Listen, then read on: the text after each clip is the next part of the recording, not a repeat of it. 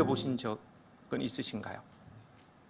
예, 저는 어렸을 때 진해 잡아다 파는 것이 유일한 용돈의 수입원이었기 때문에 산과 들녘을 누비며 한 마리라도 더 잡으려고 서두르다가 진해에 물린 적이 한두 번이 아니었습니다.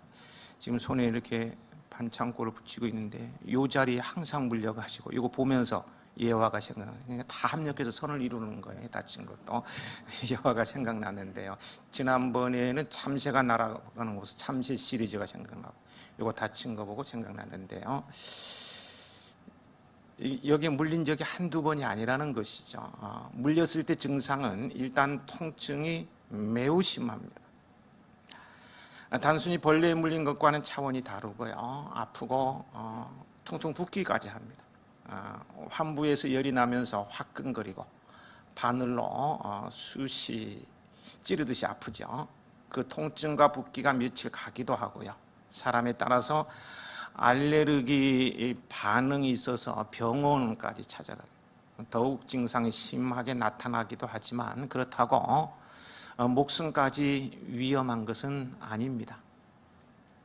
그런데 뱀은 다릅니다.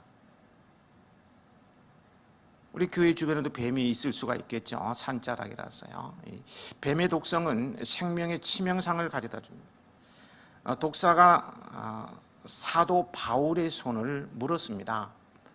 본 사도행전 28장을 시작하는 1절에서 10절까지를 보면은요, 바울 일행이 승선하고 로마를 향하던 배가 폭풍을 만나서 파선을 당했을 때 피신했던 멜리데 섬에서 일어난 한 사건이 소개되고 있는데요. 거기에 보면은 독사가 바울의 손을 물었습니다. 이에 멜리데 섬의 원주민들은 바울이 살인한 자기의 죄 때문에 독사에게 물려서 이제는 죽게 되었다라고 생각합니다. 사람들은 어떤 사건에 대해서요, 특히 안 좋은 일이 일어나면 인과응보로 쉽게 생각해버리는 경향이 있는 것 같아요. 하지만 그렇지 않는 경우도 욥에게서 보듯이 얼마든지 있다는 사실을 우리는 인지하고 살아야 사람을 정죄하는 죄를 범하지 않게 되는 것입니다. 그리고 독사에게 물리면 죽는다는 것이 일반적인 사람들의 생각이었습니다. 때문에 멜리데 사람들은 바울이 죽을 줄 알았습니다. 그러나 바울은 죽지 않았을 뿐 아니라 붓거나 조금도 상함이 없었어요.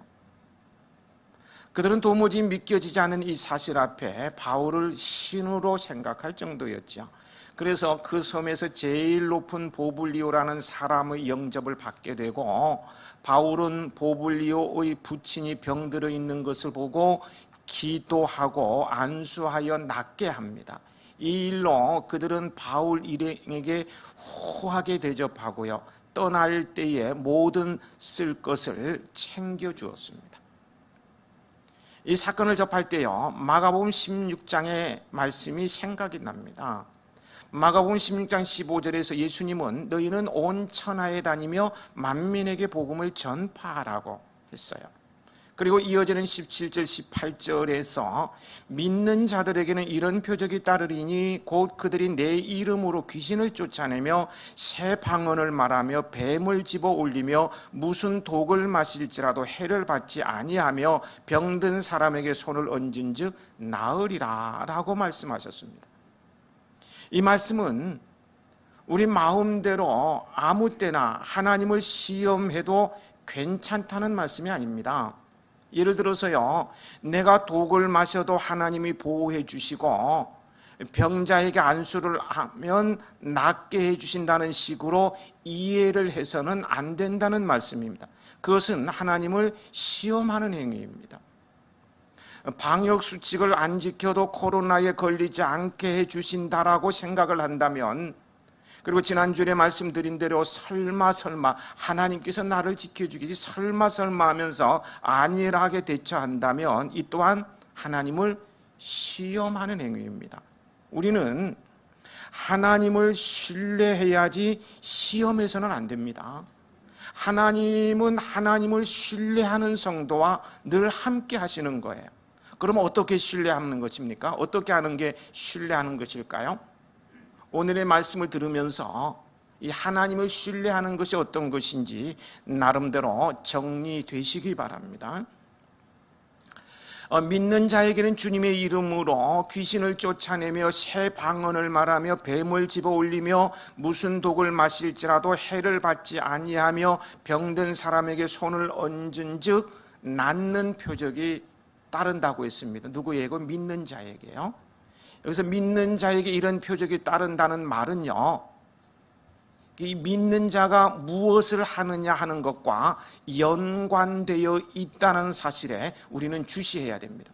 그래서 하나님의 말씀은 한 구절 딱 떼내서 이해하면 안 되고요, 그 앞뒤 문장을 전부 연결하면서 이해해야만이 오해하거나 그렇지 않습니다. 곡해하는 일이 없죠. 믿는 자에게 이런 표적이 따른다는 말은 믿는 자가 무엇을 하느냐 하는 것과 관련되어 있다는 사실에 주시해야 된다고 했습니다. 마가복음 16장 15절에 의하면 너희는 온 천하에 다니며 만민에게 복음을 전파하라고 하셨습니다. 즉 복음을 증거하는 일과 연관되어 있다는 말씀이에요. 따라서 믿는 자에게 이런 표적이 따른다는 말은 복음을 전하는 자에게 이런 표적이 따른다는 말이 되는 거예요. 아무나 표적이 따르는 게 아니고 복음을 전하는 자에게 이런 표적이 따를 수 있다는 거예요. 우리는 이 참 힘든 시기를 보내고 있는데요, 이 힘든 시기를 복음을 열정적으로 전함으로 정면 돌파하기를 원합니다. 거기에 표적도 따를 것입니다. 근데 이 표적을 실제적으로 누가 행하느냐 하면 믿는 자, 즉 복음을 전한 자가 행하는 것이 아니라 하나님 보좌 우편에 계신 예수님께서 직접 표적을 따르게 하신다는 말씀입니다. 바울의 독사에게 물려도 죽지 아니하고 병자를 고치는 이적을 행하는 것은 그가 행하는 능력이 아니라는 거예요. 부활하셔서 살아계신 예수님께서 자신의 복음을 증거하기 위해서 행하시는 것이에요. 그래서 복음의 전파자인 바울을 예수님께서 챙기셔서 독사에게 물려도 죽지 않게 하시고 병자도 고치게 하시는 거예요. 여러분도요, 주님께서 챙겨주시기를 바라십니까? 그렇다면 다른 데 있지 않는 거예요. 복음을 전하시기 바랍니다. 이 멜리데 섬에서 일어난 사건을 통해서 바울에게 따르는 표적을 통해 예수님께서는 복음을 막는 어떤 방해 요소라도 철저히 제거해 나가시겠다는 것을 보여주고 있어요. 여러분은 이 사실을 믿으시기 바랍니다. 믿는 자가 복음을 전할 때에 방해할 것이라고는 아무것도 없다는 사실을 믿으시라는 거예요. 예수님께서 그를 챙겨주시기 때문입니다. 필요하면요, 복음 전하는 자의 건강도 챙겨주십니다. 그의 자녀들도 챙겨주시고요, 먹는 것도 챙겨주시고 일터도 보호해 주시는 거예요. 교회도 챙겨주십니다. 이 복음을 전하는 자를 챙기시는 예수님께서 바울을 통해 이적을 보이시고 보블리오의 부친을 낫게 하셔서 그들이 로마에까지 가는 모든 편의를 제공받게 하셨습니다. 그들이 27장에 나오죠. 배가 완전히 파산되어서 몸만 건졌습니다. 몸만 겨우 육지에 기어 나와서 살았지 않습니까? 먹을 게 하나도 없어요. 구입할 방법도 없어요. 또 로마까지 가야 됩니다. 정말 막연한 상황입니다. 그런데요, 예수님께서는 바울을 통해서 이적을 행하셨어요. 보블리오의 부친을 낫게 해주니까 어떻게 됩니까? 모든 편의를 제공받아요. 식량 등 필요한 용품. 그들은 마련할 길이 막연했지만 주님께서 완벽하게 챙겨주셨던 거예요. 이 사실을 통해 무엇을 깨닫게 됩니까? 결코 바다의 풍랑이나 세상의 어떤 조건이 바울을 통해 로마의 복음을 전파하게 하시려는 주님의 일을 방해할 수 없다는 거예요. 결국은 바울에게 주어진 사명, 이 복음 전파 때문에 주님은 바울과 그 일행을 보호하신 것입니다. 독사에게 물려도 죽지 않게 하시고 보블리오의 부친의 병을 낫게 하셔서 모든 편의를 제공받게 하셨던 것입니다. 주님은요, 오늘도 복음 전하는 성도들을 보호하십니다. 따르는 표적으로 보호하실 수도 있습니다. 능력을 주실 수도 있고요. 굉장히 거만한 얘기일 수도 있지만요, 저도요 복음을 전하는 자이지 않습니까? 정말 복음의 열정을 가졌을 때 안수해서 병 낫는 것도 봤어요. 된다는 거예요. 주님이 하시는 거니까요. 능력을 주실 수도 있고요, 기적을 일으키게 하실 수도 있습니다. 반면에요, 스데반과 같이 돌에 맞아 죽게 하실 수도 있습니다. 다만 예수님이 원하시는 방법대로 우리를 보호하세요. 분명한 것은 이것입니다. 예수님께서 복음 전하는 우리를 보호하신다는 거예요. 따라서 그리스도인이 되어 복음을 전하는 여러분들은요, 이런 형편에 처하든 저런 형편에 처하든 주님께서 나를 보호하고 계심을 믿으시기 바랍니다. 그리고 복음을 전하는 한 사람 때문에 그와 연관된 모든 사람들, 그들이 가족이든 이웃이든 성도이든 나라이든 함께 보호함을 받는다는 사실 앞에 여러분들은 자긍심을 가지고 복음에 헌신할 수 있으시기 바랍니다. 복음을 전하는 바울 한 사람 때문에 배가 파손되는 위기 가운데서도 그 배에 승선한 276명 중 한 사람의 생명도 상하지 않고 모두 살았어요. 한 사람 때문입니다. 복음 전파에 헌신한 나 한 사람으로 인해서 우리 가족이 주님의 보호하심을 받을 수 있는 거예요. 한국교회가 파송하여 이역만리 머나먼 곳에서 복음을 전하는 선교사들 때문에, 우리나라는 지금 미국 다음으로 선교사를 가장 많이 파송한 나라죠. 엄밀히 따지면 미국보다 우리가 선교사를 더 많이 파송한 나라입니다.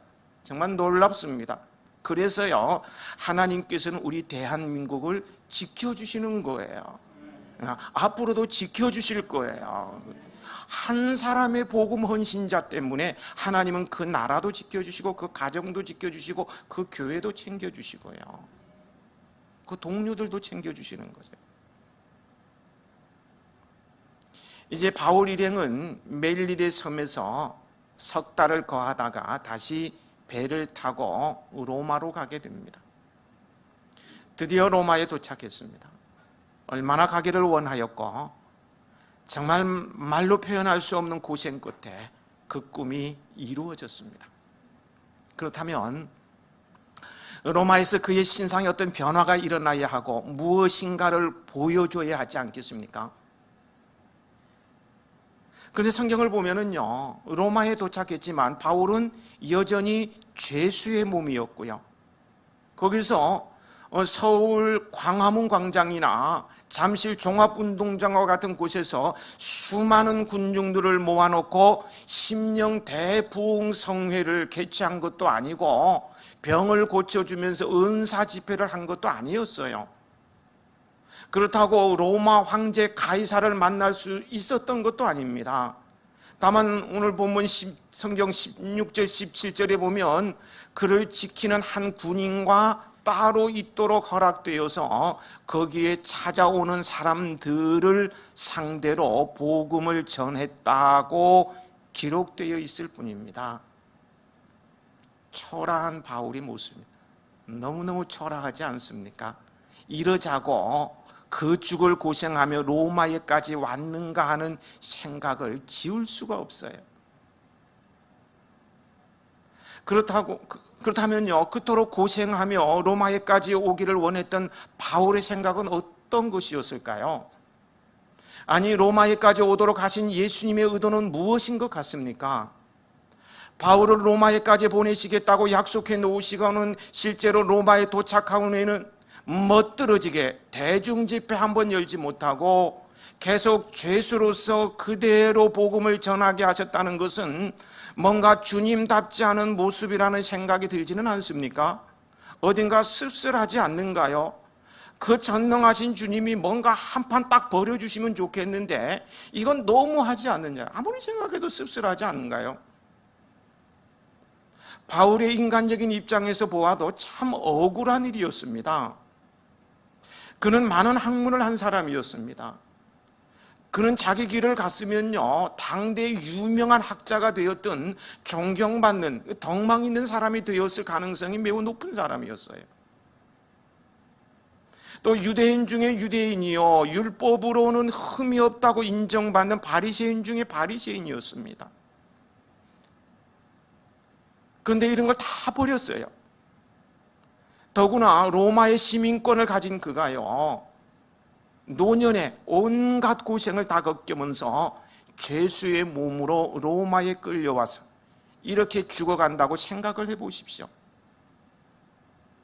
로마 시민권자라고 선포만 하면은 그는 얼마든지 보호를 받을 수도 있는데도 불구하고 그것까지 내려놓고 노년에 이렇게 쓸쓸하게 죽어가는 모습을 한번 생각해 보라는 거예요. 인간적으로 생각하면 바울의 생애는 실패라고 말할 수밖에 없을 거예요. 실패도 보통 실패가 아니에요. 안 그렇습니까? 너무 안 됐어요. 처절하게 패배했어요. 그런데 20절을 보면은요, 본문 20절을 보면 바울이 유대인들의 높은 사람들을 불러놓고 하는 말입니다. 20절 같이 읽어보실까요? 이러므로 너희를 보고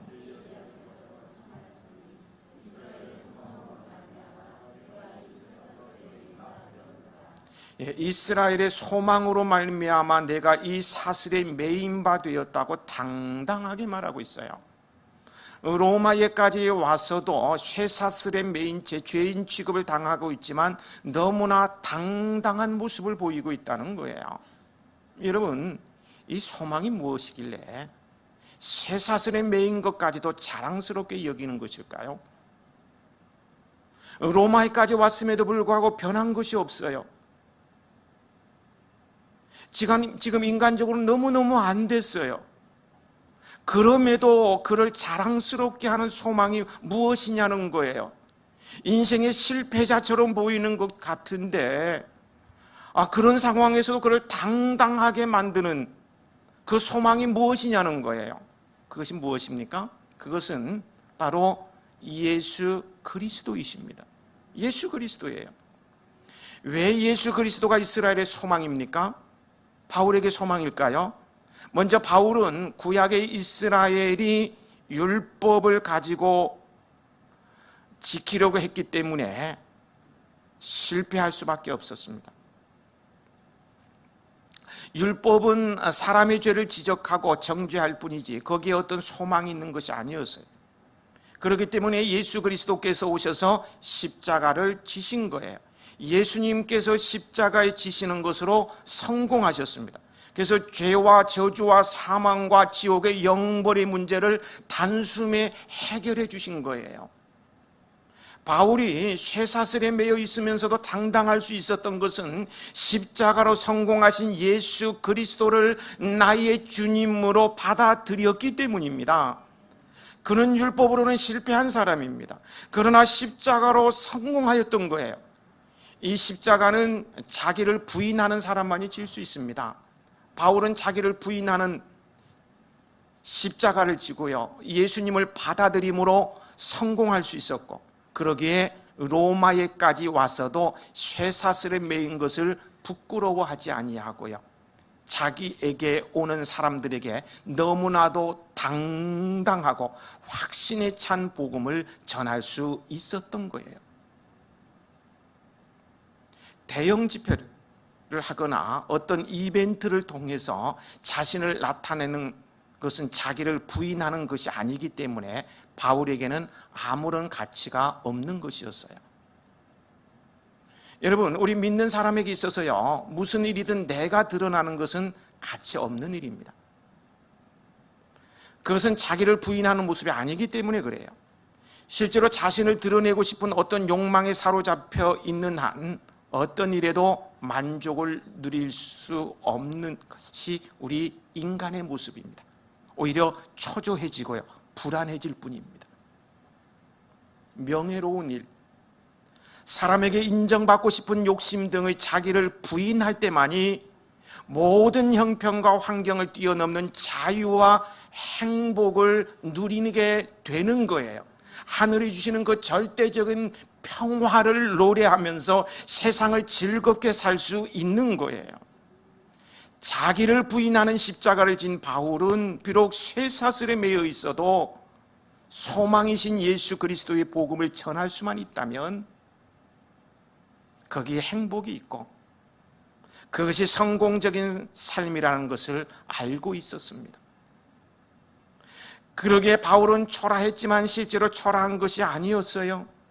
바울은 실패한 모습이었지만 실제로는 성공자의 모습이었어요. 바울은 십자가로 영원한 승리를 얻었던 것입니다. 세상적인 가치관으로는 실패였는지 모르지만 영원한 가치관으로 볼 때 바울은 인생의 참 성공자였습니다. 이것을 오늘 우리에게 보여주고 있는 거예요.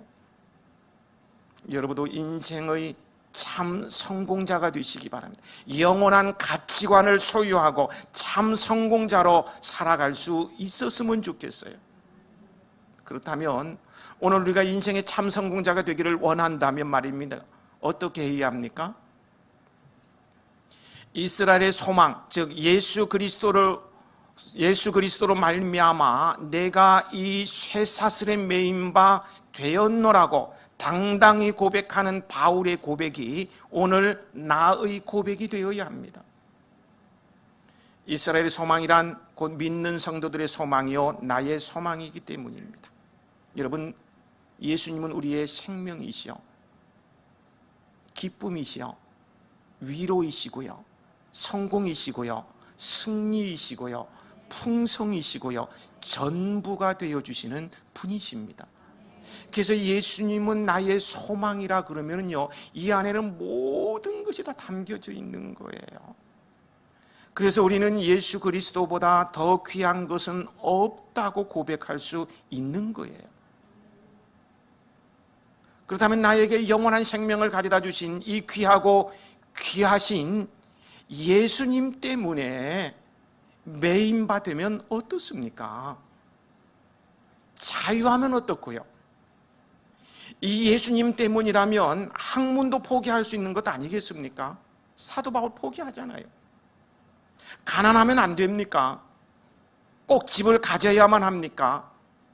왕따를 당하면 어떤가요? 내가 병든 것 때문에 기죽어야 합니까? 아니라는 거예요. 오늘 여러분이 어떠한 형편에 있든지 거기에서 예수 그리스도만 존귀된다면 자기를 부인하는 십자가를 지고 기쁨으로 순종하시기 바랍니다. 거기에 은혜가 있고요, 거기에 복이 있고요, 영원한 생명이 있고 그것이 성공적인 삶인 거예요. 사도행전의 마지막 말씀은 이렇습니다. 마지막 사도행전 끝자락으로 넘어가 볼까요? 30절 31절입니다. 같이 읽어 보시겠습니다.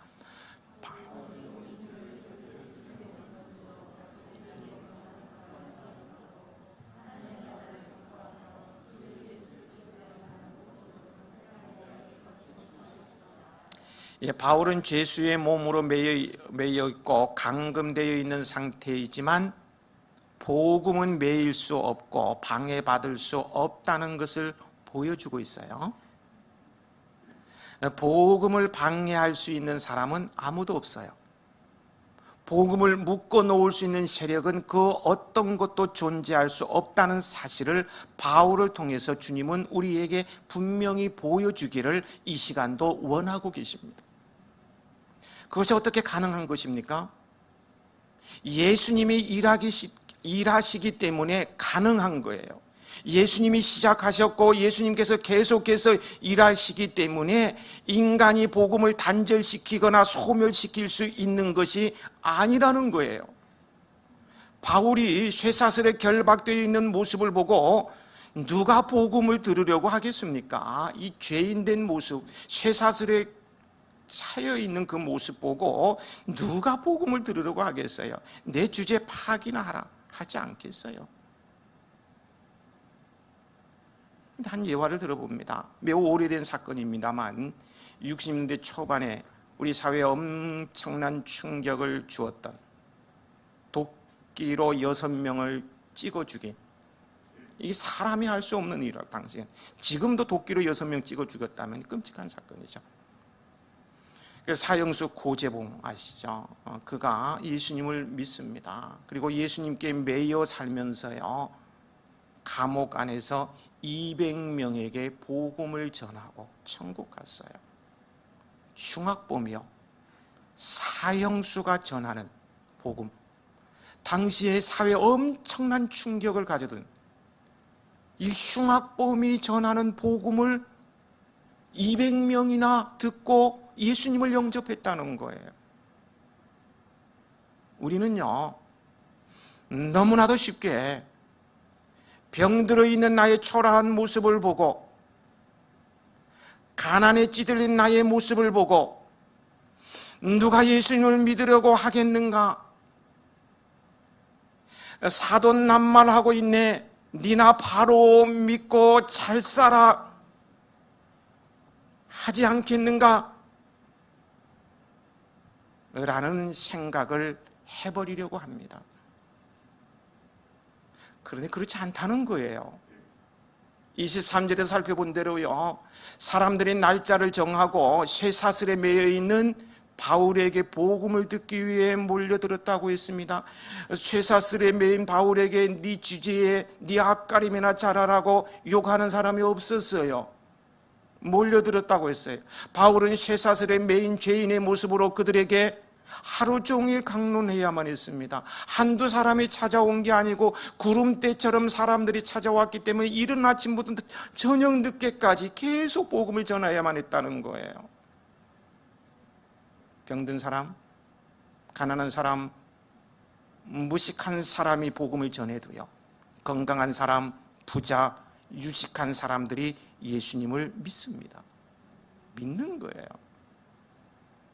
제가 부교육자 시절에 참 전도 많이 했던 한 분 아는데, 박규래 집사님이시라고, 자칭 초등학교 중퇴입니다. 말을 하는 거 보면 참 앞뒤가 하나도 안 맞아요. 기도하는 것도 종종 얘기하죠. 전도하게 해달라는, 전도하고 데려오게 해달라는 말을 못해요. 이 단어를 생각 못해가지고 잘 꼬셔오게 해주세요. 이렇게 기도하는 정말로 수준 낮은 사람이, 이 사람이 전도하는 사람은 그 수준에 있는 사람들을 전도할 것 같잖아요. 그런데 새신자 데리고 왔어요. 등록하면요, 교수 부부, 의사 부부, 이런 사람은 데리고 오는 거예요. 잘 꼬셔와요. 전도는 못하고 잘 꼬셔와요. 그것이 왜 가능한 것입니까? 주님께서 하시기 때문에 가능한 거예요. 주님이 하시면 되는 거예요. 여러분, 세상 권력 앞에, 많이 가진 자 앞에서 위축되지 마세요. 당당히 그리스도인임을 밝히고 복음을 전하시기 바랍니다. 그들이요, 아무리 세상 학문이 뛰어나고 세상 권력을 가지고 있다 할지라도요, 예수님을 믿지 않으면 별 수 없어요. 가장 불쌍한 사람들입니다. 지옥 갈 사람들이잖아요. 불쌍해도 이렇게 불쌍한 사람이 없어요. 로마의 황제 콘스탄트 3세 AD 313년에 기독교를 공인할 때까지요, 얼마나 핍박이 심했습니까? 장장 300년 동안 엄청난 핍박이 있어요. 하지만 그 상상을 초월하는 엄청난 핍박 가운데서도요, 복음은 묶이지 않았어요. 계속해서 복음이 확장되어 갔어요. 수많은 사람들이 원형 경기장에서 사자의 밥이 되고요, 촛대가 되고요, 그래서 촛대 나무에 묶어가지고 불 지르면 촛대가 되는 거잖아요. 살아있는 사람은 어떻게 그렇게 기름통에 집어넣었다가 촛대 만들어서 불태우고, 누가 예수 믿을 것 같아요? 그래도요, 사자밥이 되고 촛대가 되고. 막 십자가에 처형되어 죽어갔지만요, 복음은 결코 매이지 않았어요. 주춤거리지도 않았어요. 처음에는 무식한 사람, 노예들, 연약한 아녀자들이 믿었지만 나중에는 로마 황실에까지 복음이 들어갔습니다. 결국 황제 콘스탄틴 3세가 기독교를 공인하지 않으면 안 될 상황에까지 이르고 만 거예요. 여러분, 주께서 하시면 되는 거예요. 주님이 하시면 된다니까요. 오늘 여러분이 넘어야 할 산도요, 여러분이 가진 문제도요, 우리 주님께서 하시면 되는 거예요. 장애 앞에 주저앉지 말고, 기죽지 말고 더욱 당당히 복음을 전하시기 바랍니다. 내 몸이 비록 아프더라도 복음 전하세요. 내가 새빵살이 한다도 복음 전하세요. 당당히 살자고요.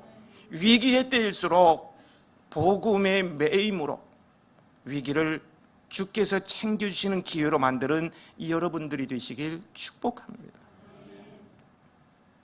흔히 사도행전은 끝나지 않고 계속되고 있다고 말합니다. 이 말의 의미가 무엇인지 아십니까? 예수님께서 자기 백성들을 붙잡고 일하시는 그 일하심이 계속되고 있다는 그런 의미입니다. 사탄의 어떤 방해에도 불구하고 복음은 방해받을 수 없다는 거예요. 그렇다고 이 말이요, 복음을 전하는 내가 방해받을 수 없다는 뜻은 아닙니다. 복음은 방해를 받지 않지만 우리는, 복음을 전하는 우리는, 나는 여러 모양으로 방해를 받을 수 있습니다. 우리도 바울과 같이 죄수의 몸이 될 수도 있습니다. 그렇기 때문에 내가 아프지 않아야 되고 만사형통의 복이 내게 주어져야만 복음이 전해질 수 있다는 생각은 그야말로 넌센스입니다. 넌센스예요. 간혹 복음을 전하기 위해서도 그렇고 하나님의 영광을 가리지 않기 위해서는 그래도 친척들이나 이웃들에게 무시당하지 않을 정도는 살아야 되지 않느냐 하는 식의 말을 하는 분들이 있어요. 성도들이 있어요.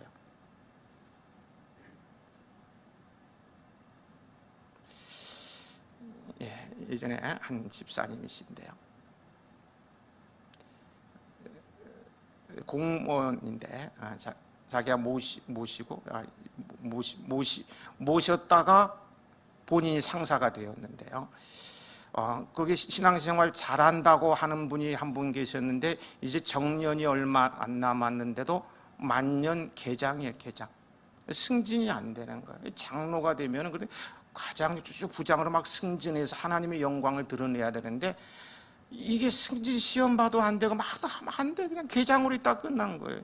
내가 늦게 입사했지만 내가 더 상사가 됐다는 거예요. 그래서 덕이 하나도 안 된대요.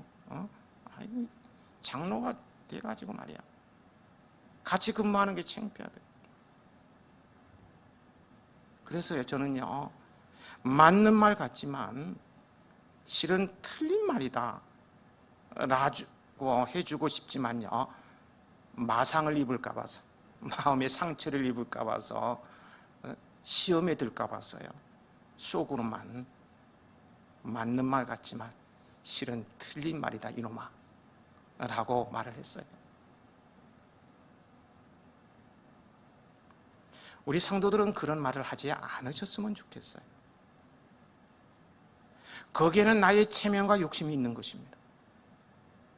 내 자아가 살아있다는 반증이에요. 내가 좋지 않은 환경에 처한 것으로 복음이 가리워지고 하나님의 영광이 드러나지 않는다는 것은 인간적인 체면이요 욕심입니다.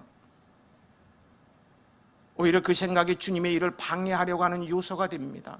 마귀는요, 사탄은요, 그런 마음을 가만 놔두지 않아요. 탁채서 이용하는 것은. 복음 때문에요, 내가 병들 수 있어요. 망하는 자리에 있을 수도 있어요. 바울과 같이 쇠사슬에 매여 있을 수도 있습니다. 그래도 복음은 방해받을 수 없습니다. 일은 주님이 하십니다. 그러므로 복음의 메인 바울처럼 자기 십자가를 지고 오직 복음만을 위해서 위에서 부르신 부름의 상을 위해 달려갈 수 있으시기 바랍니다. 오늘 어떤 상황에 처해 있든지 간에 내 신세, 내 타령하지 마시고 그 상황에서 부르심을 따라서 위에서 부르신 복음을 위해서, 부름의 상을 위해서 달려갈 수 있으시기 바랍니다. 내가 달려갈 길과 주 예수께 받은 사명 곧 하나님의 은혜의 복음을 증언하는 일을 마치려 하면은 나의 생명조차도 조금 더 귀한 것으로 여기지 아니하노라. 주님, 한국교회의 위기를 복음 전파로 돌파하게 하여 주옵소서. 제가 휴가를 보내면서요, 마음이 너무 아팠어요. 교회에서 막 번진다는 얘기 나오니까 막 신경질 나고 막 화딱지 나고 막, 그래서 뭐 아무도 안 봤을 때 뭐 집어 던지기도 했고, 제 가족들에게 막 화풀이도 막 했어요. 굉장히 기분 나빠. 막 분노 조절이 안 돼. 그러면서 한순간 이 생각이 딱 들어요. 주님, 한국교회 위기를 복음 전파로 돌파하게 해 주옵소서. 막 이렇게 탄식하는 탄식을 하게 되더라고요. 한국교회 너무 위기에 교인들이 막 위축되고 있어요. 복음 전파할 용기를 잃어버렸어요. 그렇지만 그럼에도 불구하고 생명을 살리는 너무나 귀한 일인데 이 복음 전파로 이 위기를 돌파하게 해 주옵소서. 정리하겠습니다. 우리의 소망이신 예수님은 누구를 챙기신다고 했습니까? 믿는 자, 즉 복음을 전하는 자를 주께서 챙겨주시면요, 여러분 확실합니다. 확실해요. 예수님의 능력은 무한하십니다. 무한하다는 것은 한계가 없다는 것이죠. 죽음마저도 정복하셨는데 못하실 것이 무엇이 있겠습니까? 그런데 예수님께서 그 무한하신 능력을 행하시는 것을 보면은요, 하나의 원칙이 있음을 발견하게 됩니다. 그것은 다른 이들을 위해서는 신적 능력까지 행사하기도 하셨지만 자신을 위해서는 아무것도 행하지 않으셨다는 거예요. 남을 위해서는, 우리 인간들을 위해서는 잠시도 쉬지 않으시고요, 권능으로 각색병자를 고치시고 폭풍우가 몰아치는 파고도 잔잔하게 하시고요, 절망하는 자에게 희망을 불어넣어 주시고요, 마음이 상한 자를 치료하시고 오병이어의 기적도 일으켜주시고 죽은 자도 살리시는 등 잠재적 능력, 신적 능력까지 다 발휘하면서 희생적 사랑으로 섬기셨어요. 이른 새벽에 새벽기도 끝나고 나면 그날부터, 그 시간부터 복음 전하며 찾아오는 사람에게 병자로 고쳐준 그 밤늦게까지 그 일을 한순간도 멈추지 않고 계속 하셨다는 거예요. 그런데 예수님은 자신을 위해서는 아무 능력도 행하시지 않으시고요, 가장 힘없는 자의 모습으로 십자가를 지시고 바보처럼, 정말 바보처럼 죽어가셨습니다. 왜 그리 하셨습니까? 그분의 관심은 죄로 말미암아 영원한 지옥의 형벌을 면할 길이 없는 인간을 구원하는 일에 있었기 때문입니다. 이 인간들을 구원하기 위해서는 내가 죽어야 되기 때문에 바보처럼 죽은 거예요. 그들에게 복음을 전하기 위해서는 내가 희생해야 되기 때문에 그들을 위해서 아낌없이 모든 것을 부어넣은 거예요. 자신을 위해서는 아무것도 안 하고. 우리를 향하신 그분의 사랑은 자신을 위해서는 아무 능력도 행하지 않으시고 십자가를 지시는 희생으로 나타나셨던 거예요. 지금은 어떻습니까? 지금도요, 온통 우리에게 관심을 가지고 하나님 보좌 옆에 서셔서 우리를 변호하는데 올인하고 계십니다. 그분의 변호 때문에 우리가 여기까지 온 거 아닐까요? 그래서 말이에요, 주님이 챙기시면 확실한 거예요. 주님이 챙기면 확실. 우리의 소망이신 예수님에 매여 사는 여러분들이 되시기 바랍니다. 예수 그리스도의 복음을 위해 헌신함으로 예수님의 챙기심에 힘입어서 이 세상을 당당하게 사는 우리 해아인 여러분들이 되시길 축복합니다.